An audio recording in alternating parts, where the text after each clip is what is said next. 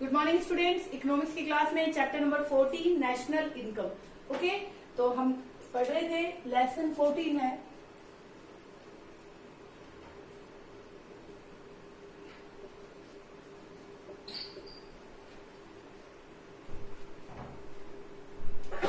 Sorry,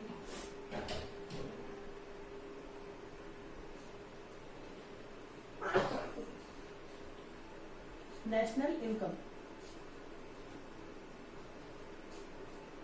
concept of national income chapter number 14 है। तो start करिए बेटा। हमने इसमें क्या पढ़ रहे थे? आय का चक्राकार प्रवाह। कल हमने क्या डिस्कस किया था? कल डिस्कस किया था इसका मॉडल, मतलब डायग्राम डिस्कस किया था। इसमें एक चीज याद रखना बेटा कि आय के चक्राकार प्रवाह में क्या होते हैं? दो क्षेत्र होते हैं। एक होता है प्राथमिक क्षेत्र, क्वेश्चन पूछा जाता है, कल मैं बताना भूल गई थी आपको। प्राथमिक क्षेत्र, और एक होता है द्वितीय क्षेत्र। एक होता है द्वितीय क्षेत्र। प्राथमिक क्षेत्र में किसे शामिल किया जाता है? प्राथमिक क्षेत्र में होता है परिवार, और द्वितीय क्षेत्र में होता है व्यवसाय। ये कल वाले टॉपिक का एक छोटा सा पार्ट बच गया था। ठीक है, अब हम बात करेंगे बेटा वस्तुएं कितने प्रकार की होती हैं।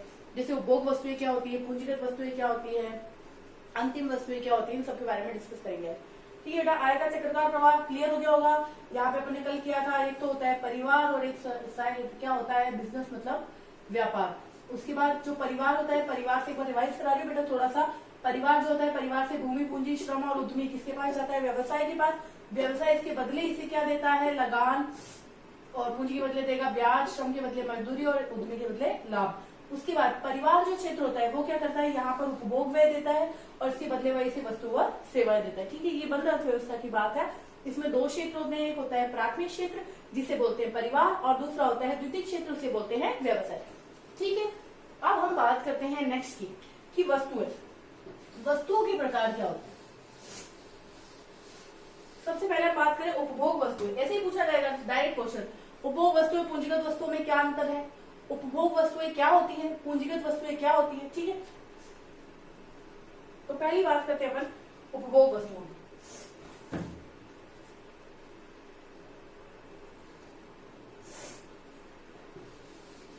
उपभोग वस्तु,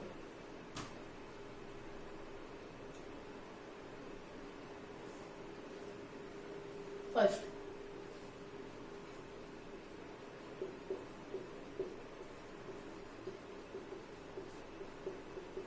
उपभोग वस्तुएं। उपभोग वस्तुएं वे वस्तुएं होती है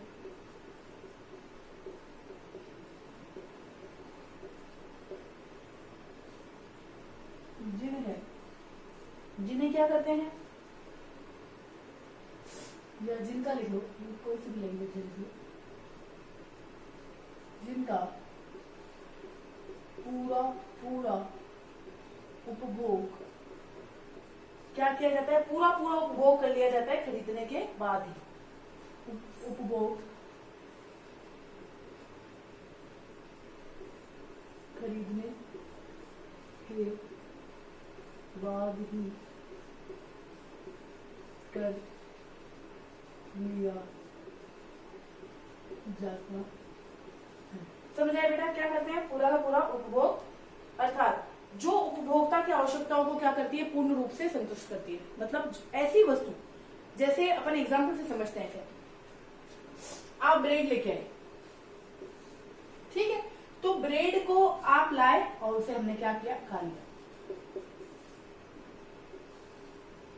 ठीक है, सोफा लेके आए, उसे घर में हम क्या करने लगे? यूज करने लगे। टीवी लेके आए, उसे भी हमने यूज किया। कपड़े लेके आए, इसे हमने पहन लिया। या कोई भी वस्तु लाए और जिससे आप जैसे कपड़े पहने, संतुष्ट हो गए। ब्रेड ली, ब्रेड भूख लग रही थी, खा ली, बस ठीक है। सोफा लाए थे, हमारी क्या है? आवश्यकता की वस्तु है, काम आ गई। टीवी थी, हम उसे यूज करते हैं। मतलब ऐसी वस्तु जो क्या करती है? आवश्यकताओं की संतुष्टि करती है, और जिसे लाते ही क्या कर लेते हैं? हम उपभोग कर लेते हैं, उसे कहा जाता है उपभोग वस्तु।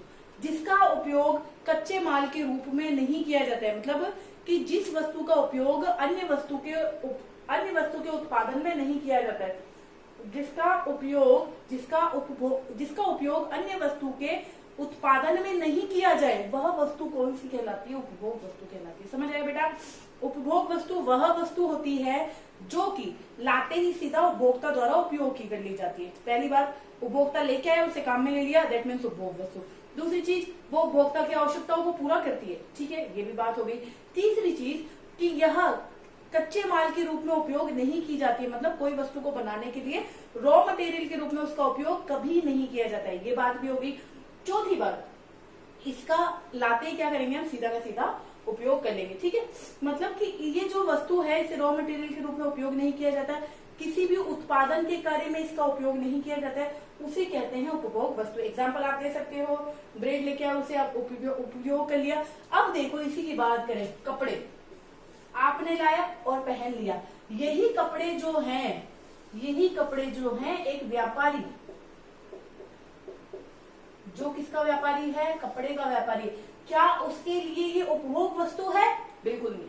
वो क्या कर रहा है? इससे व्यापार कर रहा है, पैसा अर्न कर रहा है, तो वो इसके लिए उपभोग वस्तु नहीं है। ब्रेड, सैंडविच बनाने वाला ब्रेड को खाता नहीं है, वो क्या बना रहा है? सैंडविच बना रहा है, तो उसके लिए क्या है? ये रॉ मटेरियल है, मतलब कच्चा माल है उसके उत्पाद को तैयार करने के लिए, दैट मीन्स वो उपभोग वस्तु नहीं है।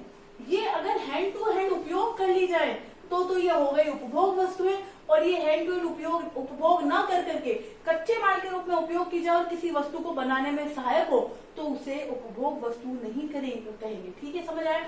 ये आगे बढ़ेंगे। क्या है? सोफा है, सोफा अगर कोई शोरूम वाला है और अगर वो उसे सेल करता है तो वो उसके लिए उपभोग वस्तु कभी भी नहीं है। टीवी है, टीवी शोरूम में जाओगे तो वो व्यक्ति उपभोग नहीं कर रहा है, और जहां उपभोग नहीं कर रहा है तो वो उसके लिए उपभोग वस्तु नहीं है। समझ आया बेटा?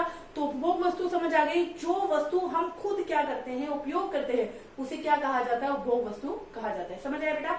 जो वस्तु स्वयं के लिए उपयोग की जाती है उसे कहते हैं उपभोग वस्तु, जो कि रॉ मटेरियल के रूप में यूज नहीं की जाती। समझ आया? दूसरी अपन बात करते हैं पूंजीगत वस्तुएं।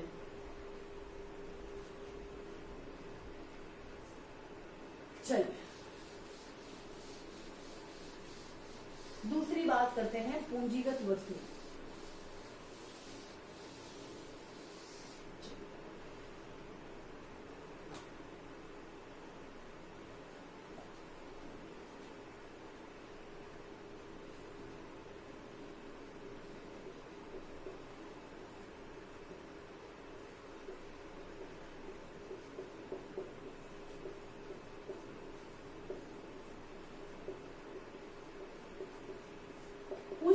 क्या होती है बेटा? जो कि क्या होती हैं? उत्पादन करने में सहायक होती है। मैं भी आपको बता रही थी, जैसे ब्रेड था, ये तो बेटा देखो, मतलब जो वस्तु, देखो सीधा सा एग्जांपल, इतना मैं डीप में नहीं समझाती हूँ, आपको बिल्कुल शॉर्ट में बताती हूँ। उपभोग वस्तु समझ आ गई, जो कि किसी चीज के स्वयं उपयोग के लिए ली जाए उसे क्या बोलते हैं? उपभोग वस्तु। और पूंजीगत वस्तु क्या होती है? वे वस्तु जो किसी वस्तु के उत्पादन में सहायक होती है। किसमें होती है? वे वस्तुएं जो किसी वस्तु के उत्पादन में सहायक होती है, क्या कहलाती है?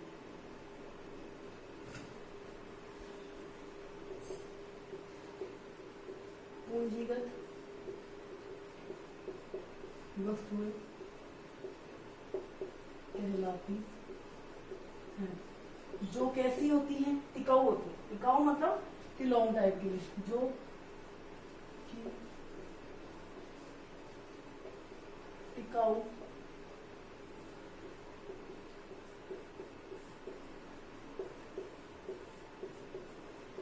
क्या होती है बेटा? जो कि क्या होती है? टिकाऊ वस्तुएं होती है। समझ आया बेटा? टिकाऊ मतलब कि जैसे मशीन है, वो एक बार लिया है तो आपको बार बार लानी पड़ेगी क्या? नहीं लानी पड़ेगी। औजार है, भवन है, कच्चा माल है, तो वो आपने एक साथ निकाले। एग्जाम्पल लिख सकते हो इसमें आप, जैसे मशीन,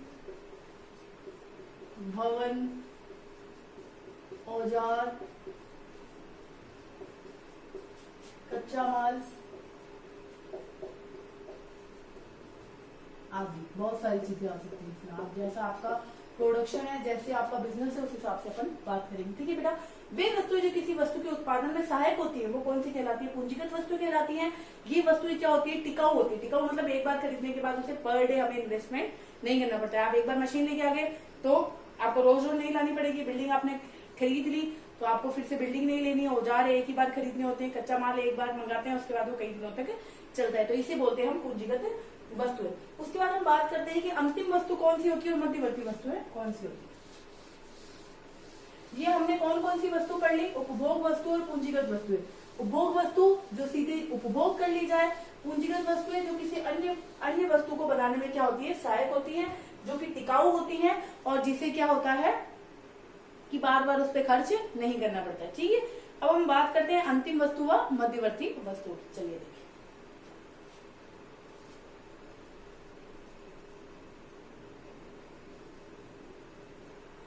अंतिम व मध्यवर्ती वस्तु। अंतिम व मध्यवर्ती वस्तु है। सबसे पहले हम बात करते हैं अंतिम।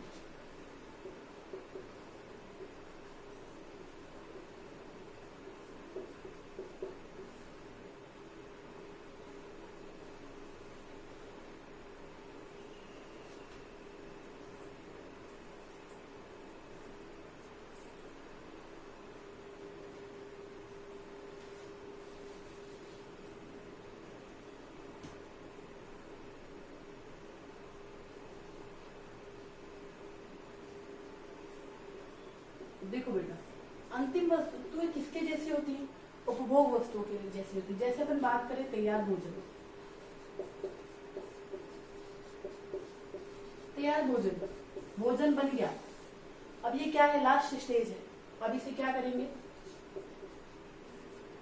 ये पूरी फैमिली है, ये क्या कर रही है? इसका उपभोग करेगी, मतलब लास्ट में क्या करेगी? इसे खाएंगे। अंतिम वस्तु जो होती है जैसे बना हुआ भोजन, ये क्या होती है बेटा? अंतिम वस्तु होती है, जो कि एक बार बन गया और उसे क्या करना है? फिर हमें लेना ही है, मतलब खाना ही है। समझ आए? इसे बोलते हैं अंतिम वस्तु। इसको पूरा अच्छे से देख लेते हैं।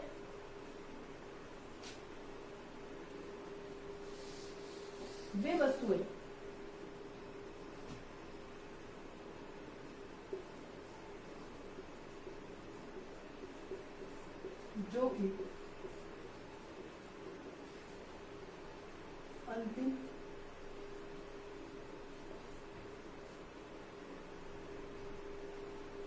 जो कि अंतिम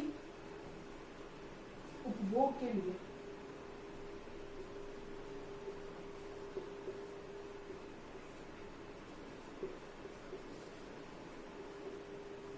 या पूंजी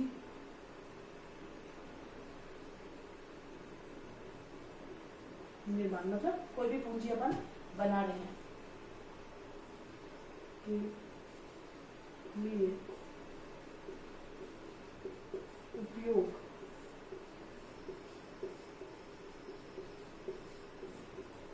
बेटा देखो, या तो पूंजी निर्माण के लिए या तो पूंजी निर्माण के लिए या फिर उपभोग के लिए जो वस्तु होती है जिन्हें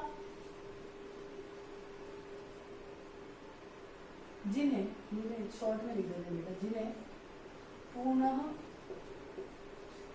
बिक्री के लिए प्रयोग में नहीं लाया जा सकता। ठीक है बेटा, जिन्हें पुनः बिक्री के लिए उपयोग में नहीं लाया जा सकता, क्या होती है? अंतिम वस्तुएं कहलाती है।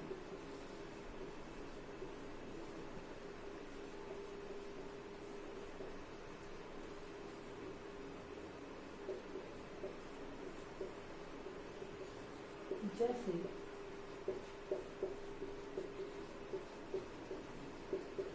तैयार भोजन है तो उससे क्या करेंगे? आप सीधा का सीधा हम क्या करेंगे? उपयोग भी करते हैं। ठीक है बेटा, हो गया। तैयार भोजन है, उसके अलावा और भी एग्जांपल दे सकते हो आप, जैसे तैयार पंप सेट, को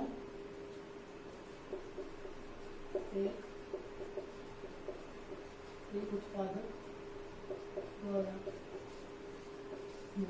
एक उत्पादक ने जो बनाया है पंप सेल, वो भी क्या है, एक अंतिम वस्तु है, बस अब इसे क्या करना है, सेल करना है। मतलब ऐसी वस्तु बेटा जिसे कि रीसेल नहीं किया जा सकता। कोई सोफा बनाया किसी ने, उसने बेच दिया, वो क्या उसके लिए अंतिम वस्तु। समझ आ गया बेटा, अंतिम वस्तु है।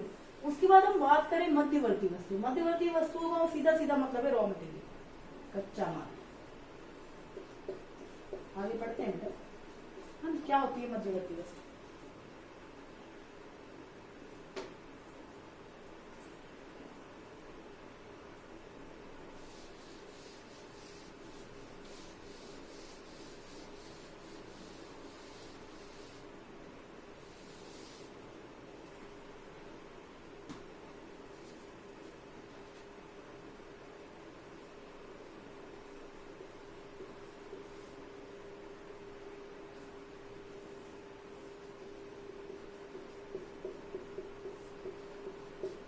मध्यवर्ती वस्तुएं, मध्यवर्ती वस्तुएं वे वस्तुएं होती हैं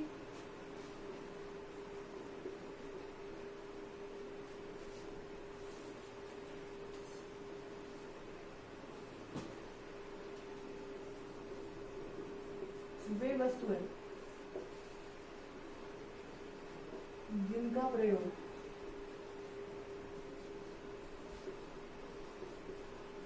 उत्पादक द्वारा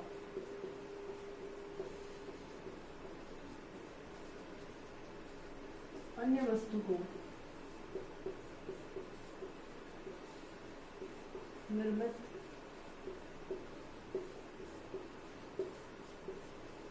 करने में कच्चे माल के रूप में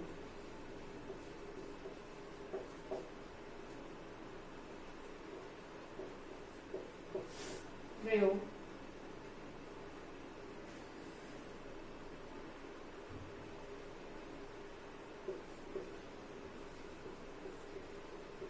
किया जाता है। इसका एक एग्जांपल देख लो, पहनने के कपड़े बनाने में कपास व धागे का प्रयोग। समझ आया बेटा। मान लो कपड़ा बनता है तो वो कैसे बनता है, धागे और किससे बनेगा, कपास से बनेगा। गुड़ में गन्ना, जो भी चीज बनने में जिस चीज के लिए जिसकी सहायता होती है क्या बोलते हैं, मध्यवर्ती वस्तुएं बोलते हैं। समझ आ गई बेटा। चारों की चारों कौन कौन सी पढ़ ली हमने, मध्यवर्ती वस्तुएं पढ़ ली, अंतिम वस्तुएं पढ़ ली, उपभोग वस्तुएं पढ़ ली और उपभोग वस्तुएं पढ़ी, पूंजीगत वस्तुएं पढ़ी, मध्यवर्ती वस्तुएं पढ़ी और अंतिम वस्तुएं पढ़ी। कोई डाउट है बेटा? बिल्कुल इजी है, याद रखना। उपभोग वस्तुएं कौन सी वस्तुएं होती है जो कि सीधे क्या कर ली जाती है, उपभोग कर ली जाती है, ठीक है, मतलब उसे रीसेल नहीं करते। पूंजीगत वस्तुएं वे वस्तु होती है जो किसी अन्य वस्तु को बनाने में काम करती है, पर वो कौन सी होती है, टिकाऊ होती है, जैसे मशीन है, औजार है, बिल्डिंग है, इसे बोलते हैं पूंजीगत वस्तुएं। उसके बाद हमने बात करी थी अंतिम वस्तु। अंतिम वस्तु जैसे तैयार भोजन है उसका उपयोग कर लिया, मतलब उसे फिर से रीसेल नहीं करना, वो कौन सी होती है, अंतिम। मध्यवर्ती वस्तुएं रॉ मटेरियल, ठीक है बेटा, समझ आ गया होगा। नेक्स्ट क्लास में करेंगे। इसके मैंने पीडीएफ आपको अवेलेबल करा दिए पूरे चैप्टर के, तो कल की क्लास में हो गया था आपका, तो आप इसको नोट कर लेना बेटा पूरे पीडीएफ को फेयर कॉपी में, और कोई डाउट हो तो आप पूछ लेना, और बाकी साथ साथ वीडियो देखते जाओ तो और समझ आ जाएगा, ठीक है। Okay, thank you.